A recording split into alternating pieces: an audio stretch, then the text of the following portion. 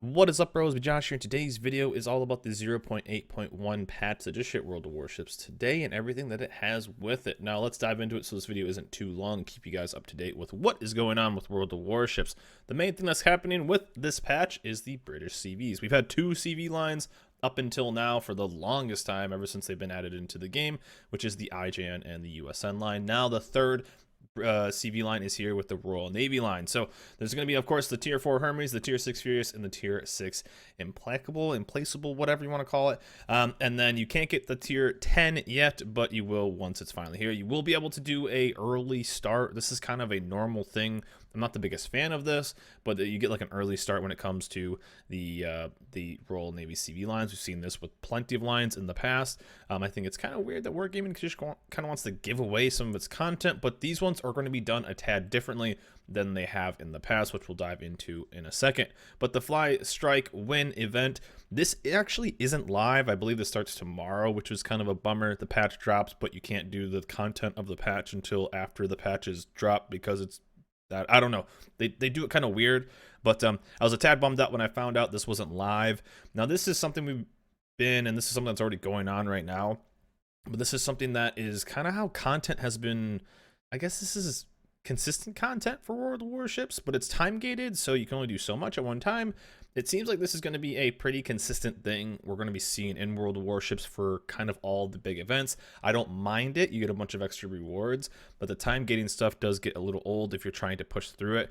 Luckily, if you are, like if you missed a bunch of it, you can catch up, so that is kind of nice. In the past, there were things that if you were behind, you missed stuff. This one's kind of nice. You can kind of go back and do everything.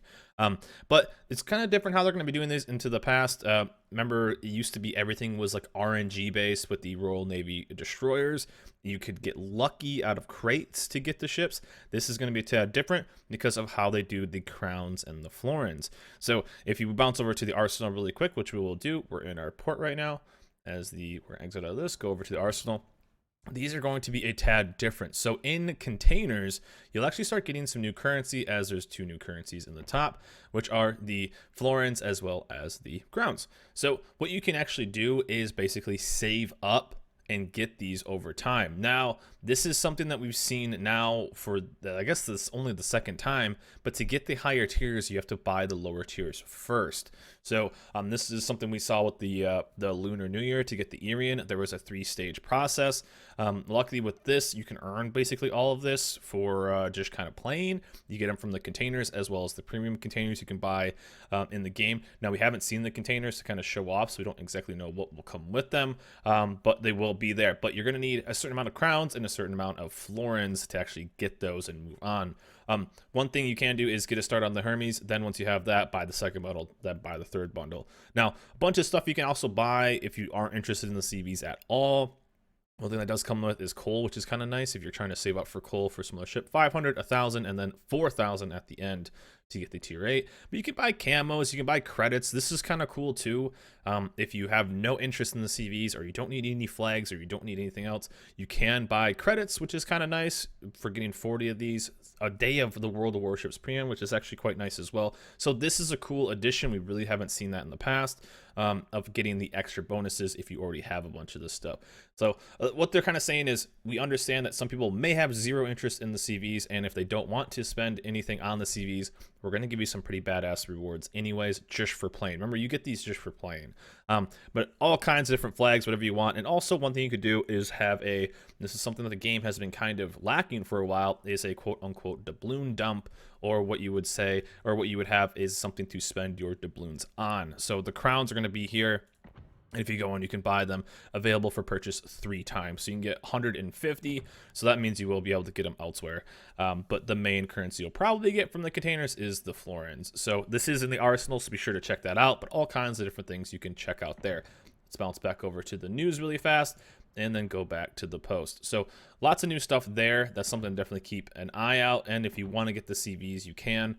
But lots of other things. So let's get back down to where we were. Then this Fly Strike event. So obviously each patch, so 8.1, which is live, 4 stages, 4 directives, and there's missions within those. So lots to do, lots of rewards. Obviously, you've seen this in the past if you've been playing the last basically 4 or 5 months. The new collection, these are something to also get as well. So at the end, there will be supplies and other things there. So that would be kind of cool. Hopefully get you some good luck and good RNG on getting more stuff. And then also the permanent camo, which is also nice. And then at the end, you will get, so you'll be able to exchange any duplicates of the collections for 15,000 dubs. That's pretty basic. So there will be some daily shipments as well. Supply containers, which is the thing you really want, extra days. If you log in on the game regular during February 28th, which I think is when all this stuff is basically going to go live, you will get daily rewards. I like this, and it basically gets you to log in and actually do some stuff, so that's always kind of nice. And there's also some in-game improvements, so we will see what will be radar change. There's a lot of in-game changes. We've kind of talked about this in the past. Interface changes as well, so it will show you different things for surveillance radar, hardened acoustic, assured acquisition, and planes and stuff like that, so that's kind of nice. One of the big changes that's hitting this game is the flooding change. Now, this is something that I thought was kind of funny in the order that World of Warships is doing. But as you can see here, took a torpedo on the front, took a torpedo on the back, and you see that there's 2 flooding. So what World of Warships has basically done, TLDR on this, is they have decreased the amount of damage floodings do, but up the chance of 2 different chances or 2 areas of flooding on a ship. So you will technically take more floodings, but you will take less damage overall. There's a comparison they did, which was even if you flooded out on the 2 flooding areas instead of the 1 on a Conqueror, for example, you still take like 2/3 of the damage. So basically what this was is a nerf for both the CVs, which I found kind of funny because they're balancing the CVs out of the old flooding mechanics, and now we're getting a new flooding mechanic. It still kind of works the same way, but now they're gonna have to kind of balance the CVs again, so I found that kind of funny. But how will this affect destroyers? That's the main thing. So that's something we're just gonna have to feel out. Usually most of the torpedo damage is from torpedo alpha damage. So will we see more flooding damage because people maybe will sit on floods longer because they take less flooding damage over time? Or will we see kind of a nerf to destroyers as well? This is something we're going to have to feel out as we play, or maybe we just won't notice it at all and the flooding damage will still happen. A few map changes. Shards is getting a revamp, so this will be kind of interesting. I didn't think it was actually that bad. Originally, I thought it was kind of fine, but we have a new map in general, and it seems like, to me, maybe I'm kind of weird, but it seems like that maps are kind of getting more and more similar as time goes on. We're seeing less and less difference, but hey, that's just me. New port, there is some new elements. The port will appear more smoothly, so that's interesting. The port was kind of laggy if you had lots of flags. Apparently if you had a big friends list, that was also slowing it down. Lots of signals, lots of camos, all that kind of stuff just adds up and made for a laggy port. Apparently that will hopefully get less. Also, there's new audio. Your game audio is all bumped up, so if you haven't logged on, expect to hear music going on right now with all of the new types of music. So audio has been changed, so if you had presets or whatever, you're going to need to go in and change that in port and change the in battle. You're going to have new music going. So this is going to look completely different than it did before. So if you're not used to, maybe used to listening to music, be wanting to change that down. The amount of credits earned for destroyers high tier has been increased. Interesting. For example, a tier 6 ship will receive more credits and XP for the destruction of tier 6 and tier 8 ships. As a result, those who participate in higher tier battles can potentially receive greater rewards for those efforts. So a new kind of balance to the game mode, that's fine.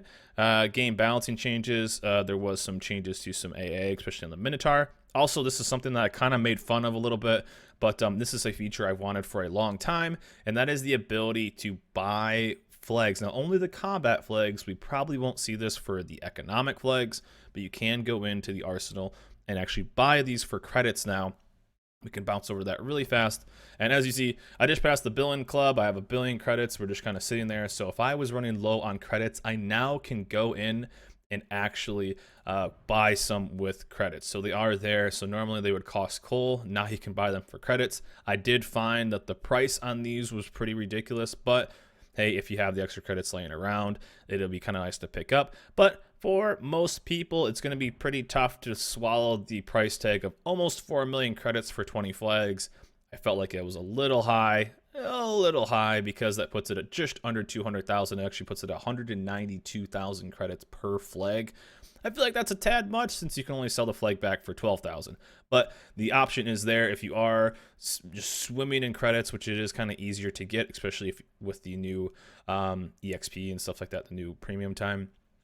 It is kind of easier to get credits, and so especially with some of the flags and all that kind of stuff and some of the new camos, it is kind of easier to get credits. So if you definitely are low, you want to pick up 20 of these and you don't want to spend your coal, which is kind of nice because with some of the new ships coming up are going to be coal, you can go in and buy these. Also, coupons do work, so you can lower it down to half price if you want. So this is an option that I was hoping that we would have, because this game honestly is for a lot of players. Obviously, I am in a 1% of a 1% of a 1% of somebody who has this many credits, but there are people that have tons of credits laying around with nothing really to spend them on. So it is kind of cool to have I use the example of a quote-unquote doubloon dump of also having a credit dump. So this is something to just kind of have.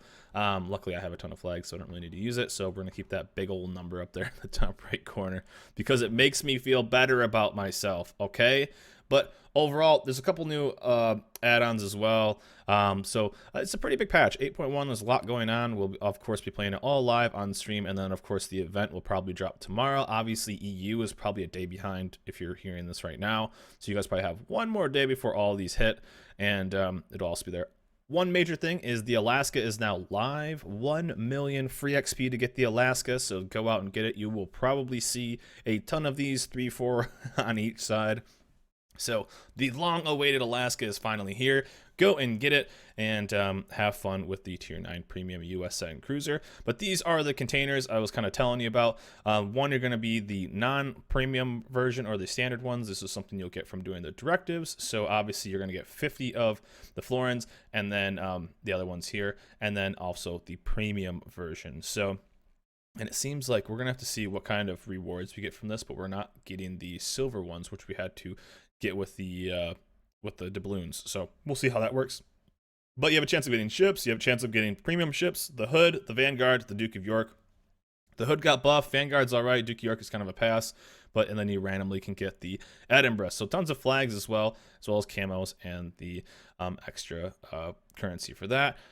You will also get some extra camos, and then the following ships have been added for testing. So we will be testing a lot of these. Obviously, we test all of these live on Twitch when we get them as soon as we can, and then that'll be fun to kind of watch. So the Russian battleship is going to be the next line, so that'll be kind of cool. To see how they go. So, and then also just other changes and improvements. Apparently there is a bug if you scroll in right now on your FLAC when you're AA, it's extremely loud, so be careful about that. But overall, some pretty cool stuff in 8.1. Then I'm excited for the new event to start getting some of that other stuff and start seeing some Royal Navy cruisers. That should be kind of cool. But overall, a big patch with lots to go over. So I wanted to keep you guys up to date on 8.1 patch. And then probably tomorrow, when I'm recording this on the 27th. Probably tomorrow, the 28th, is when the event will actually go, and then you can start grinding and getting those 2 new currencies.